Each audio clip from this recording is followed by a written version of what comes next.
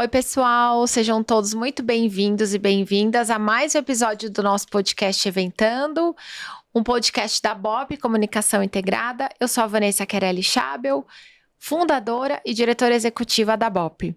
E é um prazer incrível estar aqui em mais um episódio, sempre com gente que agrega pra gente no nosso mercado, gente que realmente traz o que a gente precisa ouvir no nosso dia a dia, a gente aprende coisa nova, a gente reaprende e isso que é importante. Eu tô com uma pessoa aqui hoje incrível, gente. Ó, vai dar um pano pra manga isso aqui. Eu vou ler primeiro a mini bio dele. Ele é mentor em comunicação de palco para líderes e fundador do método Evento Vivo, o MEV. Ele vai falar se eu falei certo depois, porque talvez vocês reconheçam a voz dele se ele falar agora. Da TV para os palcos, e agora o primeiro mestre de cerimônias brasileiro a entrar para o Guinness Book, o livro dos recordes, que eu quero saber isso, hein? Ele representa a nova geração de apresentadores de eventos corporativos. São 14 anos de credibilidade no telejornalismo e entretenimento, nas emissoras da TV Globo e Record, nos formatos mais diversos do audiovisual, transmissões ao vivo, híbrido e gravado. Ele tem total domínio de palco e vamos saber mais conversando com ele. E eu hoje que vou entrevistar, então pensa... Eduardo Rodrigues, seja muito bem-vindo. E aí, passei? Tá aprovadíssima. Se tiver com currículo aí, pode enviar, tá contratada. Tá contratada. Tudo bem, Ivan? Tudo bem, pessoal? Como é que vocês estão? Prazer imenso estar aqui, viu? Prazer é todo meu de você estar aqui, você que super... Gente, ele entrevista tão bem, porque eu já passei por a entrevista dele, fiquei tremendo, Foi onde a gente se conheceu, inclusive, né? E assim, você realmente tem muito domínio e...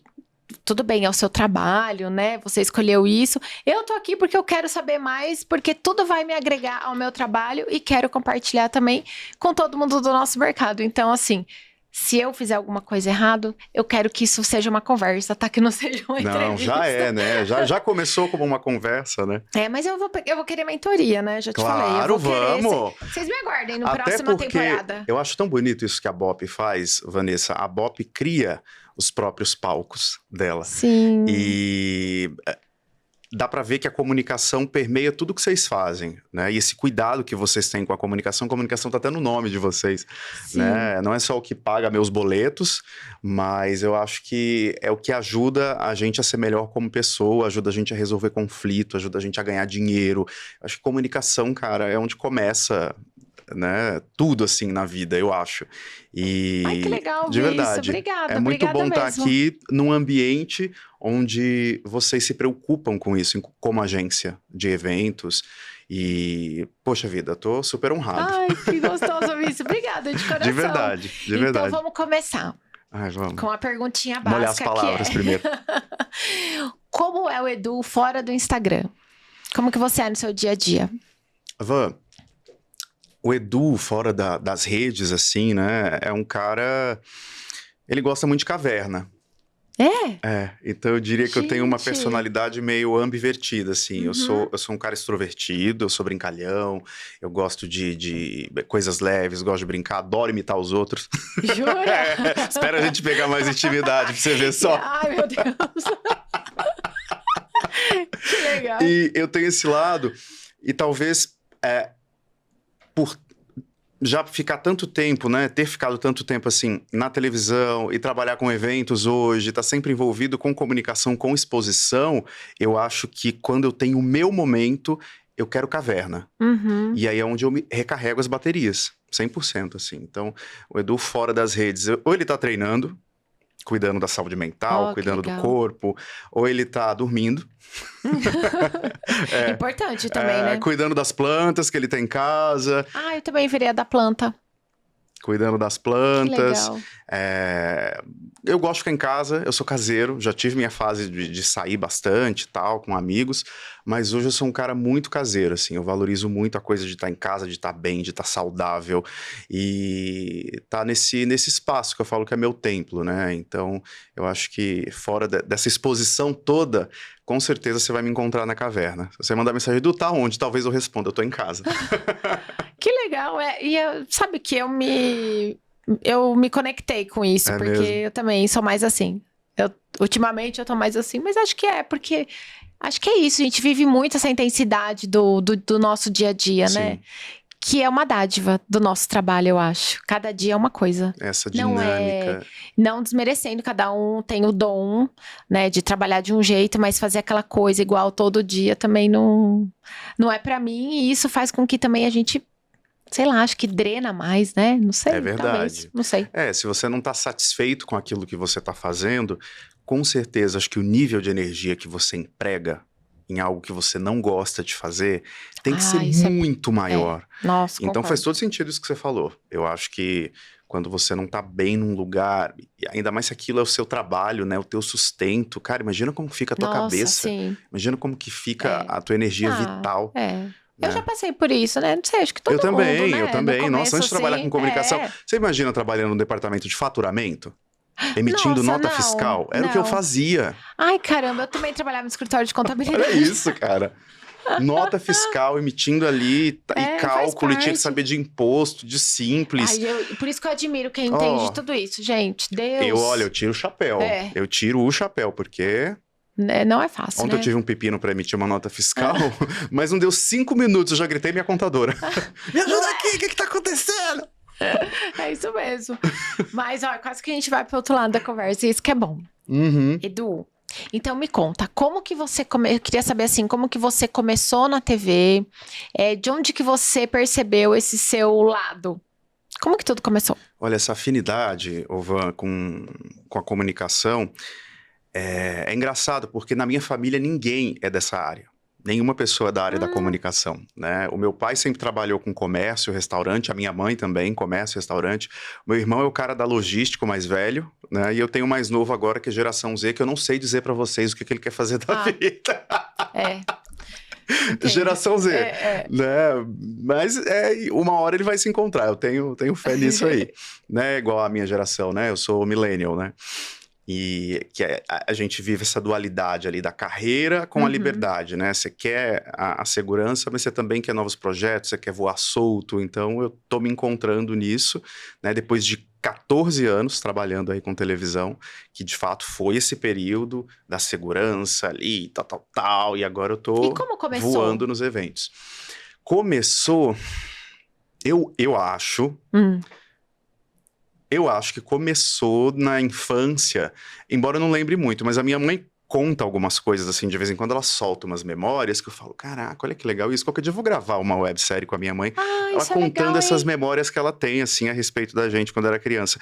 E aí ela traz essa memória, assim, meu pai também confirmou, almoço de domingo em casa, vira e mexe chamava tio, primo e tal.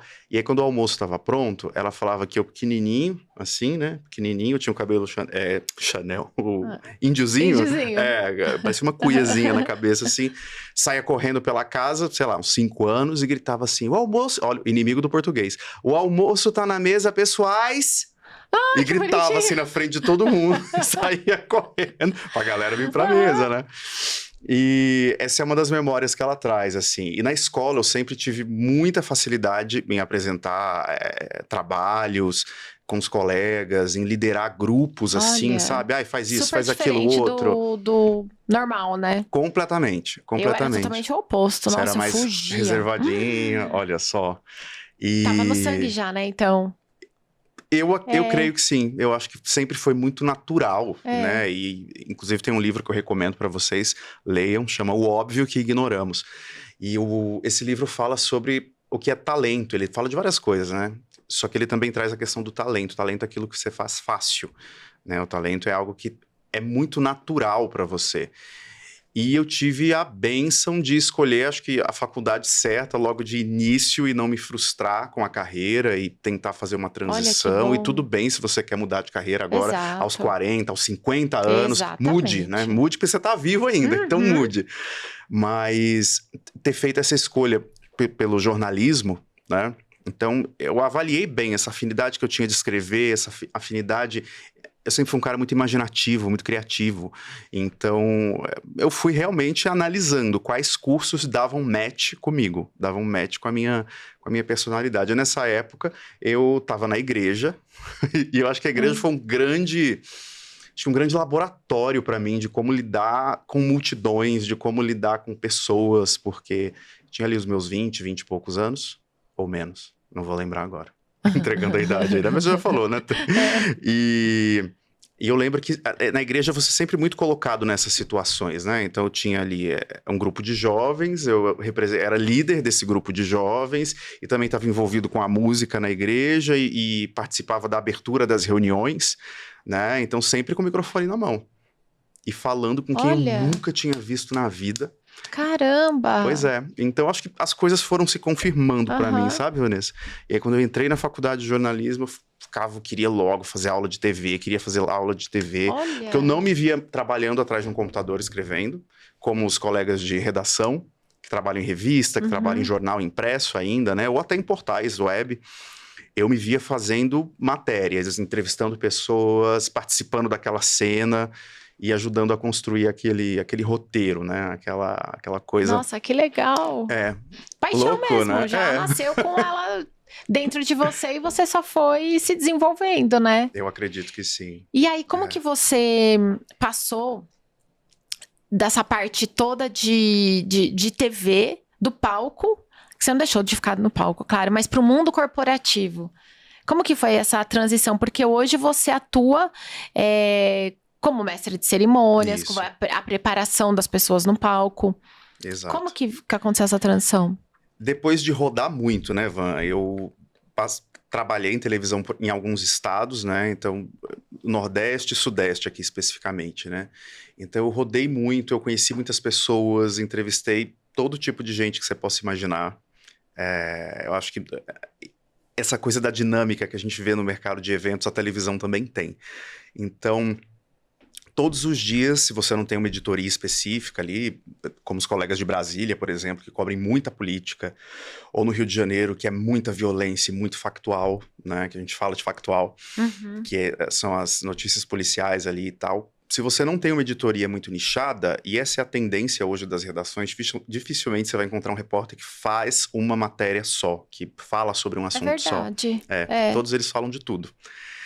Às vezes eu começava o dia falando de trânsito e terminava o dia entrevistando algum ministro de Brasília que estava na cidade para alguma reunião. Percebe? Né? E no meio do caminho, um ao vivo para o Jornal do Almoço, talvez de um assalto a banco que teve. Então olha isso, como a chave tem que virar.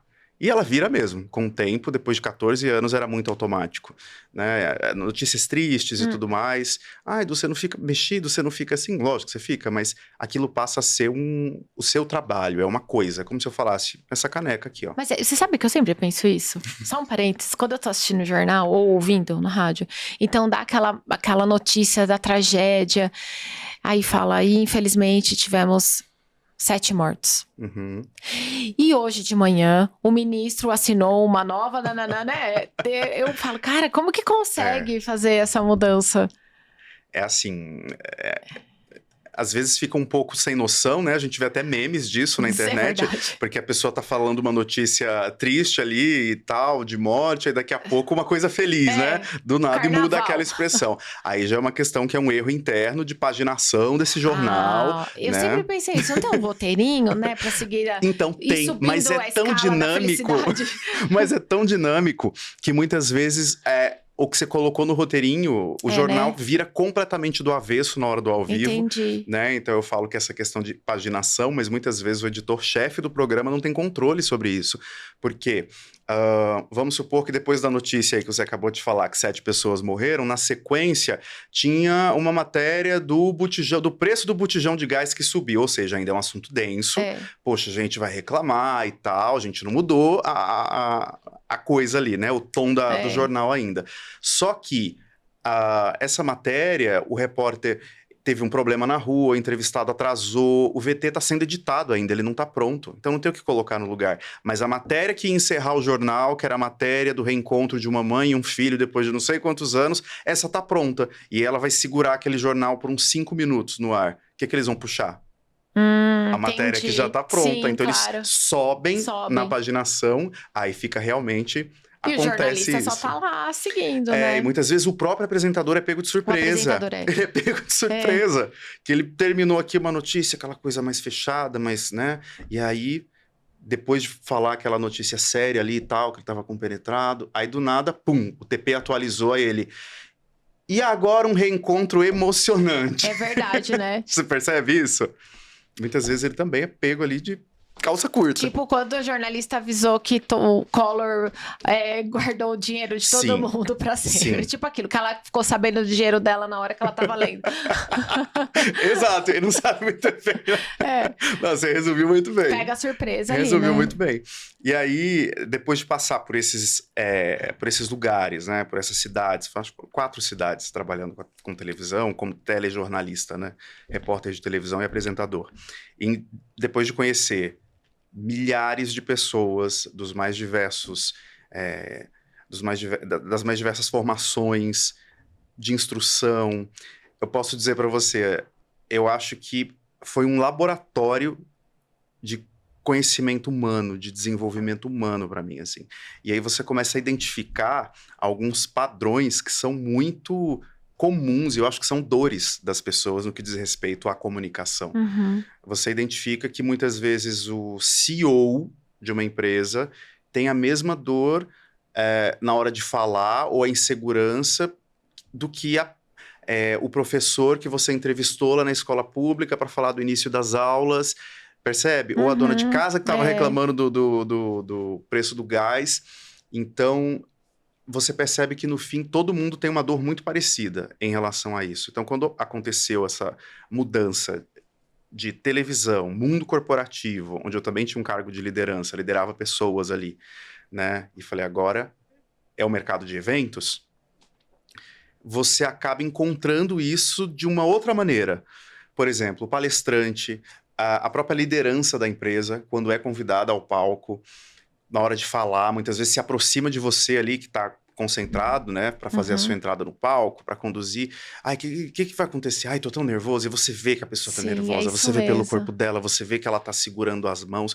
Uma vez estava apresentando um congresso e uma das palestrantes, um cargo elevadíssimo dentro da companhia, me procurou 15 minutos antes do evento começar. Ele começava acho que umas 8h30. 8h15, ela me puxou de cantinho, ela falou assim, Edu, vem cá. E aí ela, toda bonitona, muito arrumada. E eu sempre, nas minhas conduções, procuro deixar o palestrante ou quem vai subir muito à vontade. Então eu não falo, vem agora Vanessa Schaiber pra cá, dou as costas e vou embora e deixo você subir no palco sozinha. Ah, isso é legal. Né, pra virar assim e olhar pra aquela galera toda.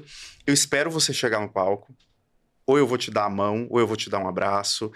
E muitas vezes eu vou te fazer uma pergunta. Olha, que é já pra legal você soltar aquilo ali. Então, a primeira pessoa que você vai encontrar subindo no palco vai ser eu. Ela não vai se sentir sozinha, Não. né? Ela não vai subir no palco e enfrentar aquela multidão que muitas vezes, dependendo do evento, são centenas de pessoas. Nesse congresso, especificamente, acho que eram quase 700 pessoas.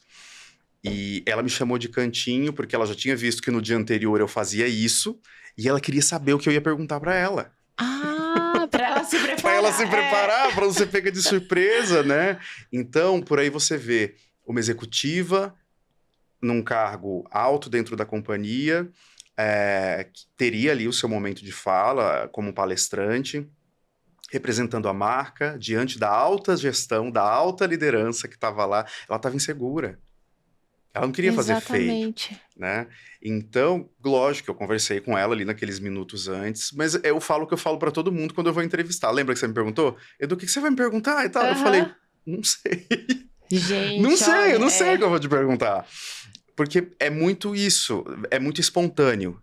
Eu acho que a conversa que a gente tem, ela, sem ser tão roteirizada, é importante que você tenha um caminho, lógico, para seguir, mas quando tu se prende demais no roteiro, você deixa de ser você deixa de usar o seu tom de voz, você deixa de mostrar a sua verdade, a sua essência para quem tá ali. E é isso que encanta, né? Cora Coralina fala, o natural encanta. Exato. Se você tira a naturalidade, fica perfeito demais, e o que é perfeito demais é chato. Concordo. É muito chato. Lembra a Ana Francisca, daquela novela Chocolate com Pimenta? Sim, Me veio agora nossa. esse exemplo aqui na cabeça. Ela era muito perfeitinha, né? É verdade. Todo mundo zoava ela tava sempre arrumadinha, não sei o que, aquela coisa toda. E aí você pega um personagem que é super complexo, que tem ali, né, ou ame ou odeie, sei lá, o Dexter. Já Nossa, assistiu o sim. Dexter? E como que a gente pode Não gostar me julguem, dele? não me julguem, gente. Eu amo o Dexter. Então, Eu amo o e Dexter. como que a gente pode gostar dele, gente? E Eu ele também. é um serial killer. Exato. E como que a gente pode... Tipo o Reddington da Blacklist, mesma coisa. Sim, A é gente verdade. gosta dele, todo errado, controverso. Ted Lasso, ou Ted Lasso, né, alguns falam. É uma isso eu não série sei. da Amazon. Ah, Eu te indico, inclusive, né, para você que tá aí à frente das meninas, na BOP. É uma série incrível sobre liderança, sobre liderança humanizada, traz lições Que para legal. desenvolvimento humano. Ele é um treinador de futebol que não entende nada de futebol. e faz bonito, é isso? Ele consegue Olha. levantar, não vou ficar dando muito spoiler aqui, né? Porque vocês precisam assistir também, Uhum. mas ele consegue levantar um time que estava em ruínas, assim. E o cara não tem experiência com futebol, mas ele tem experiência com pessoas. E ele é vulnerável ao ponto de aprender o que ele não sabe, de usar o que acontece na vida pessoal dele, inclusive, que acaba prejudicando o trabalho também e tal, e conseguir equilibrar isso tudo de uma forma onde ele constrói muito essa liderança participativa, essa liderança que escuta, essa liderança que é curiosa para te liderar, mas não vai te julgar, mas ela tá curiosa genuinamente para fazer aquilo dar Sim. certo, sabe? Então, recomendo demais. Ted Lasso, um personagem muito complexo. Bom O saber. Dexter.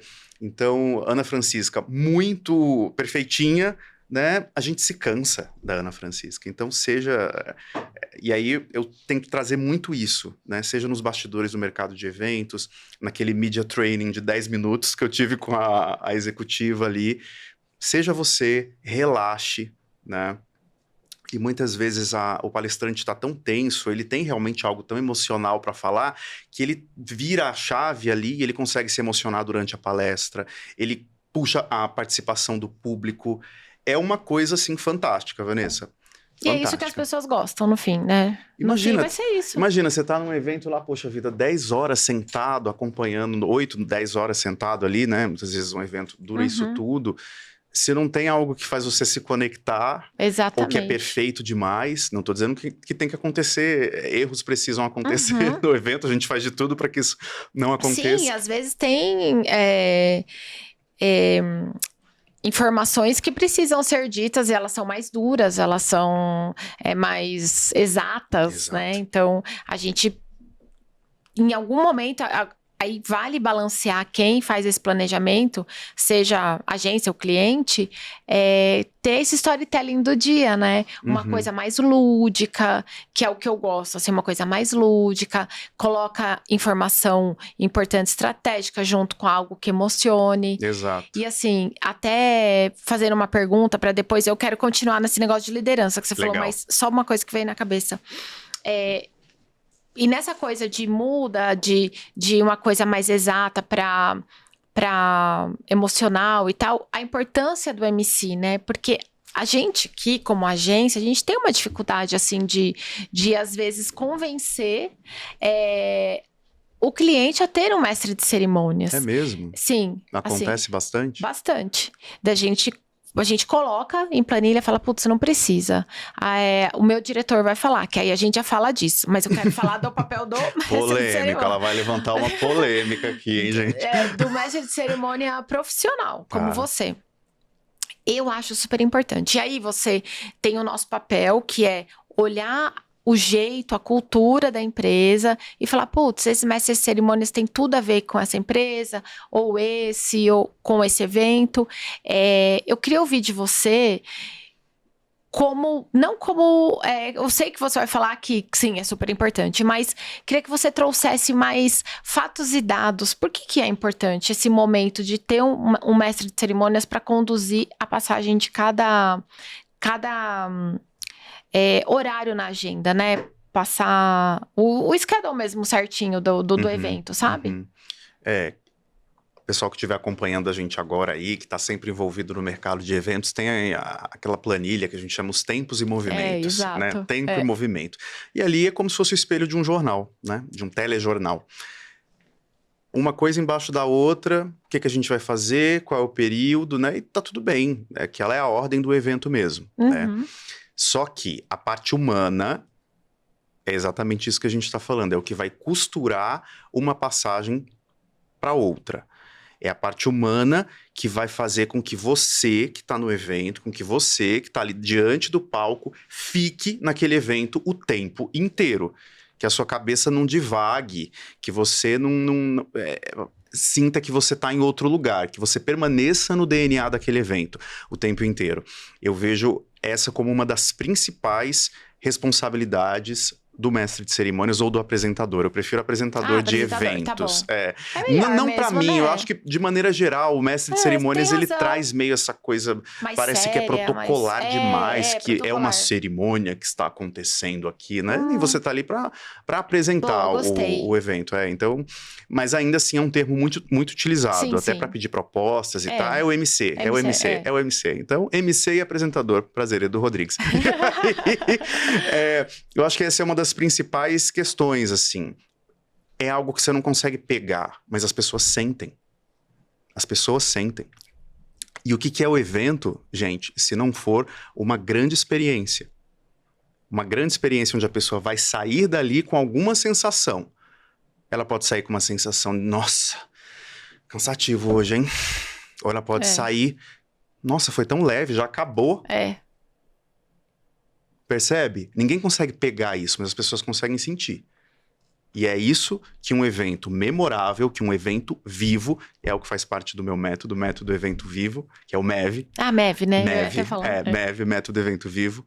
É isso que um evento vivo causa nas pessoas. Ele causa memória, ele causa bem-estar, satisfação. Então, se você está à frente de um evento onde você já está investindo luz, som, KV, brinde, alugou um espaço maravilhoso, muitas vezes quarto de hotel, para não sei quantas pessoas, você já tá botando grana pra caramba. Exato. Cara, quantos por cento disso vai representar o MC para você? Para trazer esse valor imaterial pro seu evento. Para trazer um valor que ninguém vai mensurar, mas as pessoas vão lembrar. As pessoas vão lembrar. Esses dias eu fiquei extremamente emocionado com o feedback de uma convenção. Van, imagina o que é você ouvir de um funcionário que está há 11 anos na companhia, que já participou de 10 convenções, o cara olhar para você e falar, a gente nunca teve uma apresentação assim. Que top! Na hora eu fiquei meio... É imaterial, você percebe? É imaterial. Olha isso, gente. Esse é uma prata da casa, né? 10 anos... 11 anos, 10 anos de convenção. O que será que aconteceu nos anos anteriores? Quem será que estava ali representando que não conseguiu transmitir essa sensação, que não conseguiu essa conexão com quem estava ali à frente, né, com os outros colaboradores e tudo mais? Mas acho que também você traz muito isso da humanização, né, dessa coisa, desse momento, dessa conexão entre uma agenda e outra. Você conversa, porque eu já vi você atuando. Então, assim, como você conecta tudo. Então, as pessoas acho que se sentem mais próximas de você. E eu acho que isso é muito legal do que ser aquela coisa protocolar. O cerimonial mesmo, né? Então, agora vamos receber tal pessoa, bata a palma. Então, muito obrigada, fulano. Agora, dando continuidade, blá, blá, blá. Eu acho que isso também tem que acabar com o tempo. Entendo que tem eventos que exigem o protocolo, mas a gente tá indo por um outro caminho agora, né? E a geração Z ensina muito isso pra gente, tá? Eu tive recentemente eles chamam de download, né? Existem algumas agências que fazem alguns downloads de feiras internacionais que acontecem, se eu não me engano, na NFR, que acontece lá em Nova York. Eu participei de um download de uma agência que estava trazendo as tendências da NFR para esse ano. E eles falaram da geração Z, que vai ser o nosso mercado consumidor. Exato. Logo, já é, mas vai ser muito mais daqui a uns anos. E eles trouxeram a tendência de que a geração Z, a gente tem ainda essa visão viciada de que eles querem se desconectar de todo mundo, né? Que eles querem só ficar o tempo todo ali no celular e fonezinho, eles não querem contato com a realidade. Mas a NFR trouxe que, em pesquisas, lógico, tudo isso baseado em dados, que a geração Z, ela compra quando ela vê coerência e conexão com a marca. Como que você enxerga isso? Como uma marca é coerente? Quando ela faz realmente o que ela diz que faz, o que ela prega. Ou seja, eles estão buscando aquilo que é humano. Exato, é isso mesmo. Eles estão buscando isso. Eles preferem muito mais, segundo os dados, eles começam até o processo da compra no digital, mas eles preferem ir até a loja e ver o produto. Enquanto a gente, os millennials, a gente compra muito mais pela internet, sem ver o produto. Aí chega, depois eu devolvo. A geração Z não. Eles querem ver, eles querem sentir, quer ver como fica no corpo. Olha que dualidade. A minha cabeça explodiu na hora que ele falou isso. Porque daqui a pouco é essa geração que está contratando a BOP. É essa geração que está contratando o Edu. Então, se eu não acordar para isso, se eu ficar preso nesse modelo de comunicação, nesse padrão engessado, que não acolhe a diversidade, que não acolhe as diferenças, que não ajuda... Poxa vida, eram 10 minutos antes do evento. Eu poderia falar, agora, pode ser daqui a pouquinho? Depois eu falo com você e deixar a menina lá, a executiva, super nervosa. Exatamente. Aquilo ia fazer diferença pra mim, no fim das contas, sabe? Eu já tava com o script pronto, já era o segundo dia de evento, já tava mais relaxado também. Poxa, vamos lá. E a gente se fala até hoje, assim. Eu acho que legal. E você sabe, você falando da geração Z, semana passada eu fui num evento da Promovil, que era o lançamento do anuário deles, e inclusive a BOP tá no anuário. Parabéns! Obrigada. BOP premiadíssima, isso. Também... Graças a Deus. Obrigada. E aí, eles falaram que a geração Z agora... Quem falou foi a Ana Decache. Não, Ana Decache, que é a head de marketing do Rock in Rio. Do Rock in Rio The Town, né? Da Rock Road. E ela fala que a geração Z... Ela olha uma marca lá num stand dentro do festival, ela quer saber o que ela vai fazer ao longo do ano. Ao longo do ano todo, não é só aquela... Ela não vai se apaixonar pela marca porque ela estava uma vez. Ela vai perceber o que ela vai fazer no resto do ano para ela voltar lá. Então, assim, não tem essa coisa que a gente fala, putz, mó legal, fui lá no stand da marca X, ganhei um brindezinho e, nossa, adorei. Tô seguindo, tô apaixonada. Não, tem que ter propósito, a marca tem que ter propósito. O que ela faz no resto do ano. E não só sobre marca, sobre o propósito dela mesmo. Não só sobre atuação. Então, eu achei isso super interessante. E é o que você falou. Daqui a pouco são os nossos clientes, os nossos empregadores, né? Exato. Então, a gente tem que ter esse olhar. Não tem como fechar os olhos para isso não, né? Se isso não é um exemplo de conexão, né? Se isso não é um exemplo de... conexão genuína mesmo com o produto, com a marca. Cara, não sei mais o que é, assim. Exatamente. Olha isso, né? Você vai acompanhar o que essa marca vai fazer ao longo do ano para você decidir se você quer essa marca. Exato. Porque se ela for incoerente, eu não quero. Exato. Né? Que louco isso. Não, muito louco. E aí você estava falando sobre o papel do apresentador. Sim. Só que aí tem alguns casos que aí o cliente bate e fala assim, não, meu diretor que vai subir. E aí você pega uma pessoa que tem um cargo elevadíssimo, que nem o exemplo dessa moça que você deu, e ela tá nervosa e ela vai ser a pessoa que vai tentar fazer essa conexão entre as agendas. E aí você disse do seu método, o MEV. Sim. É isso que tem a ver ou não? Porque você faz essa mentoria também, né? De preparar os executivos para o palco, né? Queria que você falasse mais sobre isso. Vamos lá, eu adoro falar disso, gente. Adoro. Foi uma coisa que realmente saiu dessa observação. Nasceu esse método, o Evento Vivo, nasceu dessa observação mesmo das dores que eu percebia. entre os meus entrevistados, no mercado de eventos, entre palestrantes e líderes que eram colocados ali dentro do schedule, dentro da lista, para se apresentar durante o evento, para falar dos números. Então, eu fui identificando que eram padrões assim meio repetitivos. Eu falei, cara, peraí, vamos criar. Eu acho que eu posso criar alguma coisa aqui para ajudar essas pessoas, trazer mais segurança para elas. Não vai ser um curso de oratória, não vai ser um treinamento de comunicação, que muitas vezes a própria empresa já contrata por aí, porque tem muita escola que faz escolas boas, conceituadas, que fazem um trabalho sério, muito legal, mas que quando chega no palco, dá um branco na cabeça do cara. Porque o palco... Você sabe, Vanessa? Porque o palco, meu amigo, é completamente diferente de você estar fazendo uma reunião numa sala com algumas pessoas, do que você estar numa apresentação virtual. É completamente diferente. O palco é visceral. São centenas e centenas de pessoas olhando para você. E um dos maiores medos que o ser humano tem é o medo do julgamento.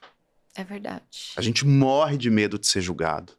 A gente se olha sempre muito no espelho antes de aparecer na frente de uma câmera, ver se está tudo muito alinhadinho, ver se o speech está todo, né, organizadinho aqui, se a nossa postura tá boa. Gente, olha isso. Não, são várias camadas, né? É muita camada. É muita camada. E não tá errado não, tá, gente? Não tá errado. Mas isso tudo são defesas. São defesas que a gente tem para se proteger. O nosso cérebro é muito inteligente. Então, ele quer proteger a gente o tempo inteiro. Só que como você cresce se você se protege o tempo todo? Como que essa criança vai ter imunidade, falando bem de forma bem simples, se ela não anda de pé no chão, se ela não pega na terra, se ela não bota pedra na boca? Exatamente. Como você desenvolve imunidade desse jeito? Imunidade, sim, te protege. Só que imunidade você desenvolve. Você não aprende essa imunidade na frieza de um papel, na frieza de uma técnica. Você aprende imunidade, desenvolve a imunidade vivendo, indo para cima do conflito, indo para cima do confronto. Não é briga. É superando, aprendendo, desenvolvendo, aprendendo ferramentas para poder lidar com isso. E aí a ferramenta que, dentro do método Evento Vivo, é uma das ferramentas que eu ofereço dentro desse eu vou chamar de ecossistema de comunicação para eventos, né? Então, além de mestre de cerimônias, apresentador de eventos, se o cliente não precisa de um apresentador, ele entende que não precisa, que não vai ter necessidade, por uma questão de cultura, muitas vezes, porque isso também acontece. A agência planilha, coloca ali algumas opções, só que muitas vezes, será que aquele apresentador, beleza, aparentemente ele se encaixa no DNA dessa empresa, mas na hora de executar aquilo no palco, a cultura não está refletida. Não está refletida muitas vezes pela forma como ele se veste, pela forma como ele fala, pelo tom de voz que ele usa. E aculturamento não é uma coisa que acontece assim, não é um processo que acontece do dia para a noite. Né? Não. Aculturamento é um processo que exige dedicação. Então, dentro do método, quem um dia quiser contratar o Edu, eu vou ser chato ao ponto de a gente fazer pelo menos 2 reuniões antes desse evento chegar. Eu vou ser chato ao ponto de te provocar para que a gente se encontre presencialmente. Eu quero ver como seus executivos se vestem. Eu quero ver como eles falam. Que legal, Edu. Se eles falam baixo, se eles falam alto. Se eles são super descolados. Se eles não estão nem com a postura e aquela galera mais assim, entendeu? Isso é aculturamento. Aculturar é se parecer com o outro. Sim. Né? Então... E eu não sou ator. Não sou ator. Eu não vou interpretar nada em cima do palco. Eu vou entender como o seu grupo, como a sua comunidade se veste, fala, como eles são. Para que eu possa me parecer o máximo possível com eles, para que sim a gente pareça a mesma comunidade dentro daquele evento. E aí talvez esse é o receio de muitas vezes o cliente barrar, né, digamos, tesourar essa contratação do MC, porque uma das objeções talvez seja essa, ele acha que vai acontecer alguma coisa ali porque já teve experiências passadas onde tal MC foi engraçadinho demais, fez uma piada com o sobrenome de alguém que não Exato. poderia. Exato. Já vi isso Usou, acontecer. né?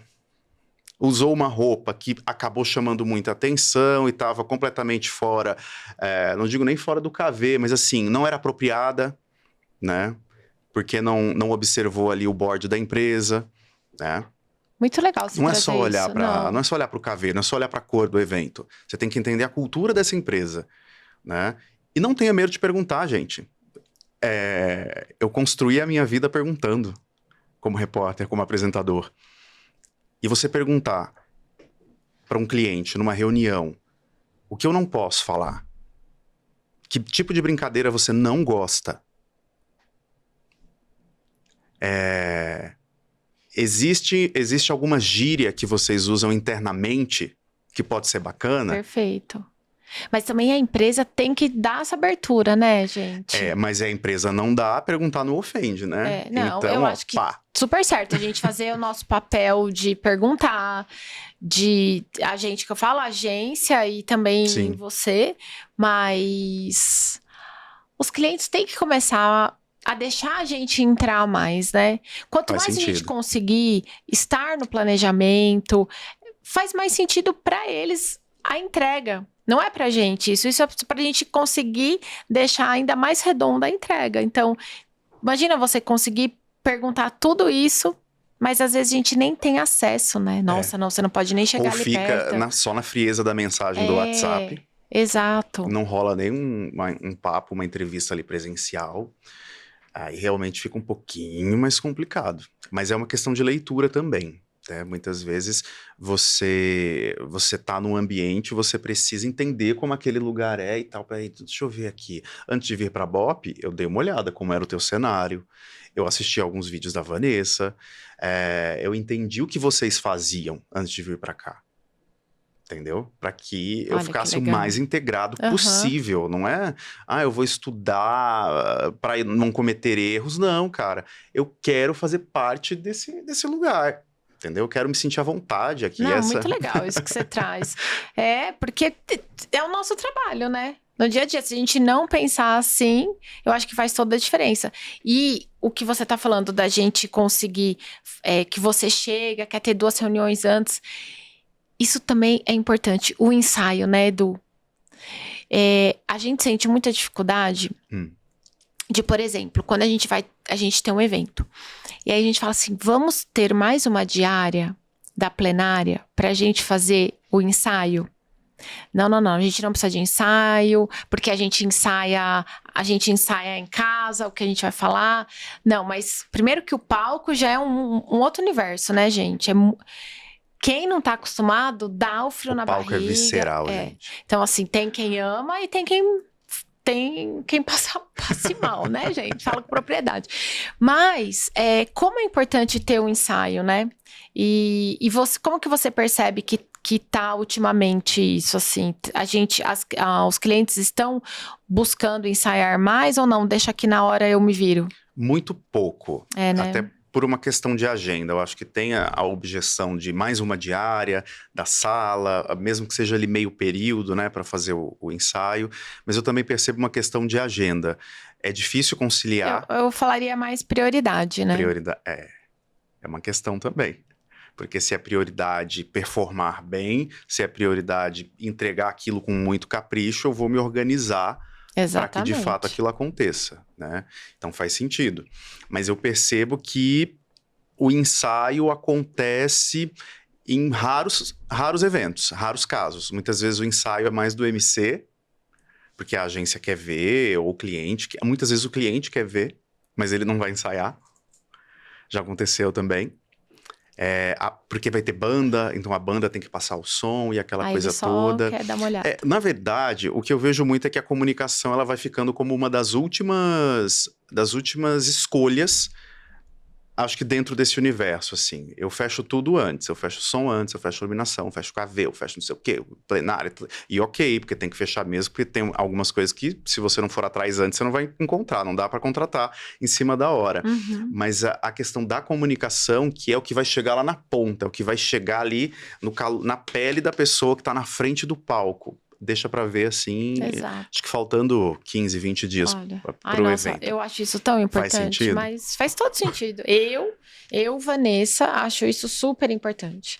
Você olhar antes, você já ter todo o seu roteiro, a sua apresentação, o ensaio, ele é essencial. Até pra você entender qual vai ser a altura da sua voz naquele microfone, porque as pessoas também têm medo disso, né? Nossa, parece que eu tô gritando. Eu não gosto. Tem gente que já não gosta da própria voz, né? E aí quando fala no microfone, ela tem medo porque aquilo amplifica. Então é tudo na cabeça dela, na verdade, né? Porque às vezes a pessoa tem uma voz linda. E ela só não...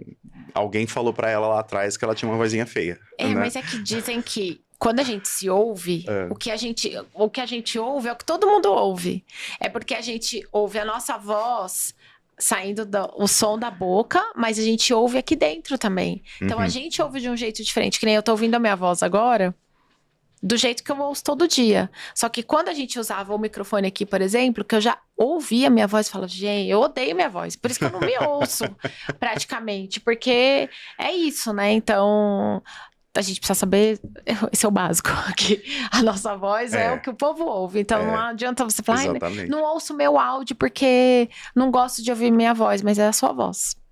Sinto lhe dizer que é sua voz, é assim, todos os dias. E aí, quando você tá diante desses desafios, né, ali na hora H, como a gente fala, a pessoa tá despreparada, o líder tá inseguro, e muitas vezes ele tá inseguro porque ele não teve a opção de ensaiar, não deram a opção de ensaiar para ele, só disseram, você vai ter que falar, prepara uma apresentação aí, e o seu horário vai ser 10h30. Tem isso também. Tem esse outro também, lado, né? A falta de... Não digo nem de conhecimento. Ou pode ser também falta de conhecimento, sim. Do entendimento. Sim. Acho que é melhor isso. Falta de entendimento desse momento, né? Van, então, observando essas questões, falei, cara, mestre de cerimônias é muito legal, mas parece muito pouco. Não, muito legal isso para aquilo que eu consigo ajudar. Para aquela solução que eu posso trazer também. E tirando esse seu lado de desenvolvimento humano que você tem, né? Tem um lado que sempre foi muito forte, curioso também, especialmente na pandemia, eu sempre gostei, eu sempre fui um cara espiritualizado, então não tenho religião, mas eu acredito em tudo. Como que chama a pessoa que acredita em tudo? Não sei, mas sou eu. Como lá, que eu não sei como que chama a pessoa que acredita em tudo. Fala aí, Gi. Cara, acredita em tudo. Eu acredito em tudo, assim. Bom, vamos pensar. Se o eclético gosta de todas as músicas, como que pode ser? É o ecumênico? Não. A produção tá verificando. Já dá um Google aí, galera. Que vai ser mais fácil da gente desenrolar isso aí. Então, e eu percebo que tem uma aceitação e um olhar, Ova, muito interessante quando você traz essa solução. Porque, de fato, parece óbvio. Aí, de novo, o livro que eu falei, né? O óbvio que ignoramos. Parece óbvio, mas quando você traz isso... Beleza, você não quer um MC, mas você quer uma mentoria de palco para os seus 4, 5 líderes que vão precisar falar? E aí, nossa, que legal, explica mais. E aí as pessoas, seja a agência ou a empresa, fica interessada, porque de alguma forma isso vai gerar valor para o cliente enquanto agência, e a empresa entende que aquilo vai ser um investimento que serve para outros eventos, inclusive. Perfeito. Né? Aquela mentoria de palco. Então eu vou estar com você no dia, não vou subir no palco, porque não vou ser o MC, mas eu vou te apoiar a explorar esse palco, eu vou te ensinar a interagir com um telão, porque muitas vezes o cara fica com tanto medo de ser julgado por quem está assistindo e pela alta liderança que está ali, o medo de, poxa, falar uma bobagem, errar um número, entregar alguma coisa estratégica que não podia ter entregado ali, que ele vai dar as costas para esse público e vai ficar olhando pro telão o tempo inteiro. O telão é apoio, o telão não é papelzinho pra você ficar olhando o tempo inteiro. E não ter aquele PPT todo cheio de texto que você vai ficar lendo, né? Uma vez foi bem triste, num evento, uma liderança estava falando pro seu time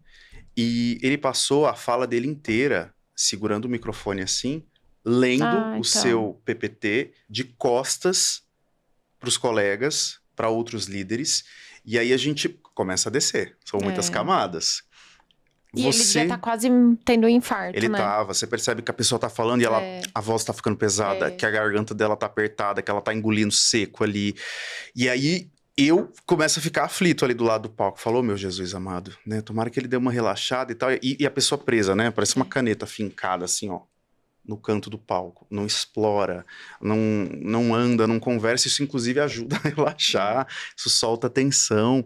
Então, a mentoria de palco para líderes serve para isso, para trazer esse desempenho para a liderança e, especialmente, quem tem cadeira de liderança vai entender muito bem o que eu estou falando agora, para você construir visibilidade com a alta gestão.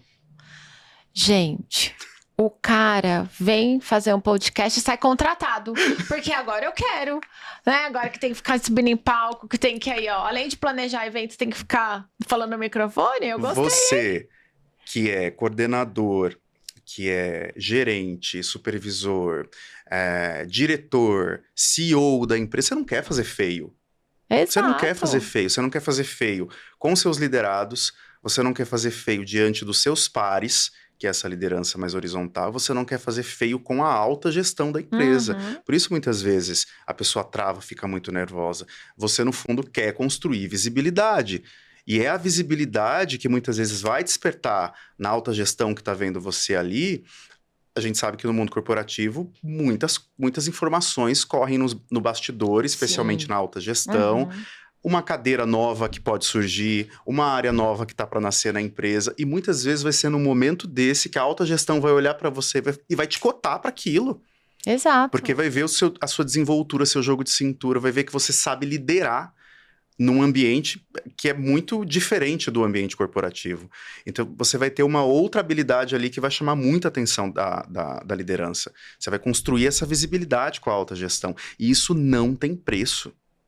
Construir visibilidade é uma coisa que muitos líderes não sabem fazer. Muito legal isso. E o evento é o palco perfeito para você fazer isso. Para além de uma reunião ali no Google Meet ou no Teams, entendeu? É quando você está diante de fornecedores da empresa, de clientes internos, né? Inclusive de outras áreas também. Você vai ser desejado pela alta gestão. Se você realmente for um cara que manda bem no palco. Perfeito. E é para isso que serve Amei. a mentoria de palco. Amei. E tem tudo a ver. Eu costumo falar que o evento é o maior canal de comunicação que existe. Que legal. Em todas as frentes, né? Você para pra pensar, todas. Muito bom, gostei. A gente vai falar. Descobrimos o que a gente é? Ecumênico ou universalista. Olha! Ecumênicos ou universalistas. Quem acredita em tudo, ecumênico ou Você acertou, universalista. isso mesmo, é Eu sou um verdade, universalista, então. Então a gente é um universalista ecumênicos. É isso aí.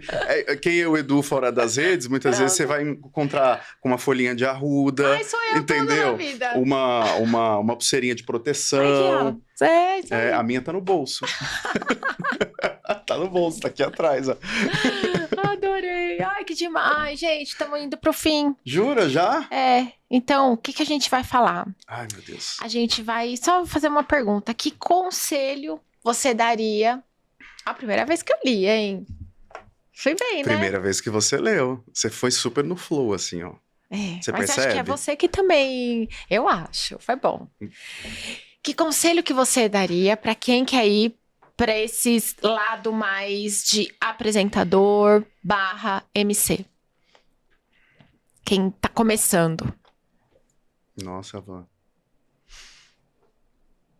Saber perguntar é um talento também, viu? Ou se é. Saber perguntar isso foi para mim? Não, tô falando, saber perguntar é um talento. E tem perguntas que realmente mexem, né? Elas fazem um rebuliço, Achei que eu já assim. tava aqui, ó, fazendo uma pergunta certa. Né, mas fez. Tanto que eu tô pensando o que eu vou responder, porque ela é uma pergunta complexa. Nossa, Vanessa. Porque não é dica, né? Eu acho que a dica é diferente da experiência. A experiência é uma coisa que você não vai aprender num livro. Eu acho que para quem quer ser apresentador de evento, você precisa entender que você não é a estrela desse evento. Você tá ali no palco, você tá com o microfonezinho na mão, né? Você é a pessoa que já passou por muitos lugares bacanas, já atendeu clientes grandes, mas apresentador de evento, mestre de cerimônias, não é a estrela do evento. Você tem que ter a humildade de entender que a sua função também serve para apagar os incêndios. Você tem que ter uma leitura 360 daquele evento. Por quê? se acontecer algum problema, seja em qual nível for, na house, a música que entrou errada, o palestrante que chegou atrasado, ou algum pedido que chegou ali para você em cima da hora, você tem que ter a humildade de entender que você tá ali sim para arregaçar as suas mangas e também fazer aquele evento dar certo. Embora você não seja produtor, embora você não seja a agência, você não é o cliente, você também não é a estrela do evento. Você tá ali com essa visão colaborativa para elevar a experiência coletiva de um grupo. Você não é a estrela. A marca continua sendo a marca e você continua sendo o apresentador. Nada é mais importante do que a marca. Perfeito. Então, eu acho que esse é o conselho que eu daria. Porque isso, no fim do dia, vai fazer uma grande diferença. Na forma como você vai se relacionar com o cliente, na forma que você vai se relacionar com a agência, né? Vai te dar flexibilidade para entender, muitas vezes, o momento difícil de algum bastidor que aconteceu ali, ou até na sua contratação, porque vão te pedir desconto. Às vezes a empresa realmente quer fazer o evento, mas ela tá com caixa apertado e tem coisa que ela não pode abrir mão. Poxa, e ainda assim ela quer um mestre de cerimônias? Meu, eu vou ajudar esse cara. Eu não vou meter a faca nele aqui. Não faz sentido você sangrar o cliente a primeira vez que você está trabalhando com ele. Não faz sentido você sangrar a agência nesse sentido. Porque, de novo, é relacionamento. Sim. Né? Eu acredito muito nisso. Isso é relacionamento, cara. Então, entenda o seu papel como papel... Entenda o seu papel com a humildade de que você está ali para servir, para ajudar também. Você não é a estrela do evento. E aí a gente desce para uma camada mais profunda, que é a questão do ego. Exato. E eu paro por aqui. Muito bom. Nossa, Edu, muito bom. Nossa, eu não posso deixar de perguntar, porque eu falei no começo. Sim. Você está no Guinness Book por quê? Nossa, coisa do Guinness. Vou tentar resumir aqui. Vocês devem conhecer o Joel J. Ai, eu adoro o Joel J. Será que um dia... Será que um dia você vai lá no podcast dele? Nossa, será que a Bop vai lá um dia? É um sonho. Ir lá, ele aqui. Napoleão Hill. Quem sabe? As Napoleão Hill. Hill. Sabe tudo aqui. Gente, você gosta também? Adoro. Ecumênicos, adoro. Né? Ecumênicos. Ele é um assim. dos mais ouvidos, inclusive, né? No Brasil, assim. O podcast dele a respeito de negócios, empreendedorismo. E... conversando um dia com a minha mentora de carreira, eu tenho a Cris Dias, Cris Gomes, nossa, ela vai me matar, deixa eu corrigir aqui. Cris Gomes, minha mentora de carreira, me apoiou em diversos momentos, já muito difíceis, inclusive, durante o período de superação de um burnout que eu tive. Nossa. Ela foi, assim, uma parceira, muitos e muitos cafés, muitas mensagens. Te amo, viu, Cris? Obrigado por tudo. E um dia, tomando um café com a Cris, a gente falando de livros e tal, e ela comentou que estava fazendo parte de um clube do livro. E eu falei, nossa, que interessante, como que é isso? Por quê? Questão de networking, né? Conhecimento e tal, ela tem uma escola de treinamento também. Eu falei, poxa, como que é? Ah, é o clube do livro do Joel J. E aí dentro ela estava na turma 2 ou na turma 1, não sei. Eu sou da turma 3, do clube do livro do Joel J. Eu anotei porque eu tô querendo entrar. Entra que você vai gostar. Eu anotei tudo que ele fala de livro. Eu tenho um grupo comigo mesmo no WhatsApp que chama Livros. E aí eu coloco lá, ele fala, eu já coloco. Muito bom. E aí, dentro dessa comunidade do Clube do Livro, acho que foi da turma 2 ou da turma 1, tinha os livros vão mudando conforme as turmas, né? Em uma das turmas, um livro falava sobre desafios, sobre recordes, bata seu recorde, uma coisa assim. Eu não estava nessa turma. Mas uma pessoa, abençoada pessoa dessa turma, falou assim, poxa, se esse grupo aqui batesse um recorde? Aí começou. Recorde de quê? Isso aqui, tarará. Pô, nós estamos aqui no Clube do Livro, e se a gente escrever um livro? Aí a galera começou a pesquisar, viram que o livro com o maior número de autores do mundo tinha sido um livro de poesia. Um livro de não ficção, tal. Tinha sido um livro de poesia, acho que com 200 e poucos autores. E aí falaram, cara, vamos escrever um livro. Só que pra gente bater um recorde, a gente vai ter que abrir mais uma turma. Quem entrou na terceira turma? Ele. Eu. Ah, bom. Eu entrei na terceira turma. E aí, eu vou abrir aqui para pegar certinho o número de autores. Chama Máquina do Tempo. E aí, a gente entendeu que para fazer esse projeto dar certo, a gente tinha que juntar as 3 turmas e as 3 turmas tinham que escrever um livro. Livro do quê? Quantas páginas? Nossa. Qual o assunto de cada um? E aí ele foi checar junto ao Guinness.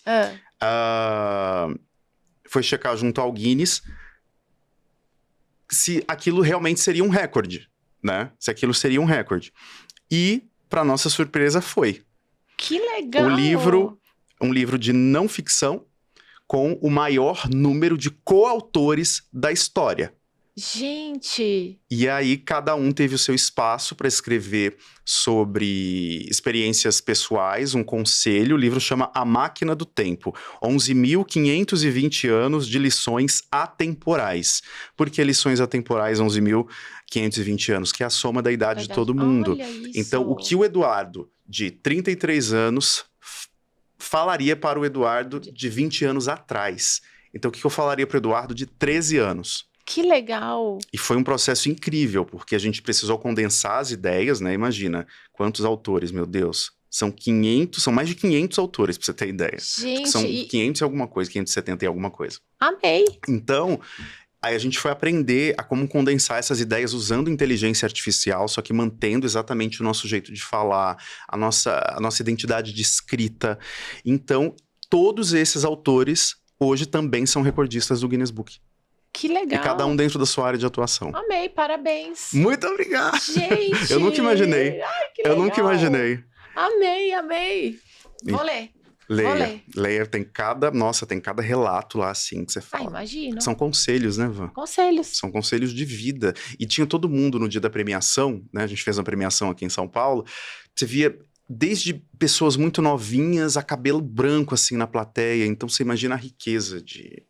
E tá à venda já, inclusive, o livro. Que legal. A gente não, né, cedemos totalmente os direitos da obra, mas não interessa, não é sobre isso, não né? É sobre ser recordista, sim, mas você colaborar e ter esse selo, essa validação na tua vida com algo tão genuíno que é a leitura. E que com certeza vai ajudar muita gente. Eu não tenho dúvida nenhuma. Então essa é a história do Guinness Book. Assim como o Joel já tá Tenho muito orgulho. Eu sou fã. Amei. Gente, podia terminar de jeito melhor. Mas é isso. Edu, muito obrigada. Eu que agradeço. De verdade. Fiquei muito feliz que deu certo da gente conseguir gravar.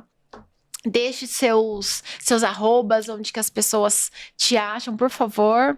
Eu acho que o pessoal pode me encontrar fácil no site, né? eduardorodrigues.com.br e também nas minhas redes sociais, @EduRodriguesTV. Você vê que eu saí da TV, mas a TV não saiu de mim. Então tá no arroba lá, EduRodriguesTV. Tem o meu site também, o pessoal pode colocar aqui no rodapé para vocês. Sim, a gente vai pôr. E vamos lá, me chama, vamos conversar, vamos trocar ideia, vamos fazer negócio.